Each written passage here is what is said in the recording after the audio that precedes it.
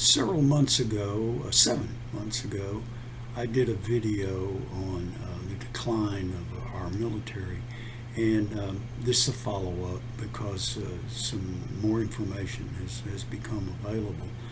And part of that is I understand all of the military units, divisions are having trouble recruiting, and the Army is like 40% below.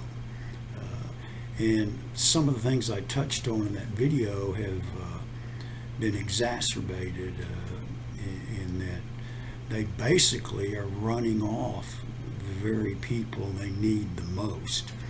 And I could be incorrect about this. It's what I've read. Something like 50%, half of recruits, especially for the Army and the Marine Corps, are like out of the South, the southern part of the United States. And then another part of that is the Mountain West. So you need, as stated before, in order for a civilization to survive, it needs a lethal, competent military. And that's to scare the daylights out of people who want to mess with you. It's just the way it is. I've got a little quote here because we're always talking about peace. And it says, "You can't call yourself peaceful unless you are capable of great violence. If you're not capable of violence, you're not peaceful. You're harmless." And many people want to create a society where there is no violence, and I understand that, but that quote means you're capable of it. It doesn't mean you have to do it and to bully and treat other people disrespectfully. It's that you are capable, and that's kind of where good manners came from, is because you knew if you insulted somebody or whatever, you're going to pay a price. Now, on the internet, nobody pays a price anymore for insulting anybody. And although I saw a video not too long ago where somebody, I guess, was dumb enough to keep insulting Mike Tyson, and they paid a price for that because they were doing it to his face. But for a military to be successful, it has, stated before, it has to be lethal. And we're taking all of that out. We're building, and I heard some military people say this, a kinder, gentler military. Well, a kinder, gentler military serves no purpose. And I've been rewatching some things about our past. And I was watching, it was done by a British group, a program on the Battle of the Bulge. And one thing, and the heroism and all of it is amazing. And the soldiers through that were just unbelievable. They did unbelievable things. Well, I was watching one deal, and one part of it, and this British presenter is talking about this unit going up to relieve. I believe it was Bastogne or St. Louis. Anyway, the Germans had converted their 88s, which were anti-aircraft weapons, into anti-tank weapons. And this unit was under fire from a couple of German 88s on a hill. And I can't put it exactly his way. He was much better at it. But he says this 19-year-old from Fort Smith, Arkansas, goes up the hill and takes out both 88s by himself with an M1 rifle and grenades, and then comes back down the hill and picks up another guy who had gotten wounded and takes him back down the hill. Now, he was decorated for that. And there were other guys that did similar things and whatnot. At Normandy, the 82nd Airborne was tasked with securing bridges and so forth in the rear for the guys coming on at Utah Beach. Well, the Germans had flooded the fields. And so we couldn't get tanks and so forth. That was the idea, and our heavy equipment on through Normandy. And so this bridge was not, it's still there. It was not that large of a bridge, but you needed it in order to get your heavy equipment inland. So the 82nd had taken the bridge, but it was under a counterattack by the Germans. And these two units of bazooka rocket launcher teams had taken up positions, and one was closer to the bridge. Well, the other, and they were in a gunfight basically, and standing there, and there were 3 German light tanks involved. Excuse me.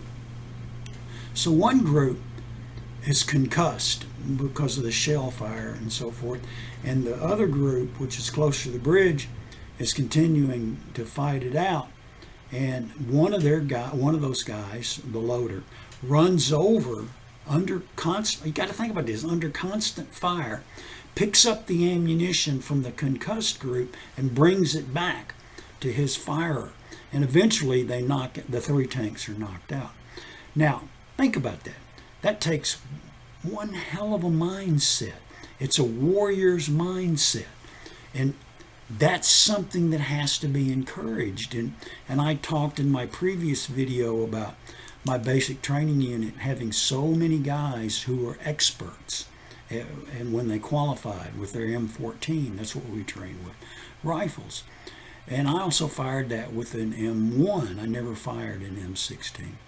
But I can remember at 14 years of age, I had a semi-automatic rifle that fired like 20 rounds.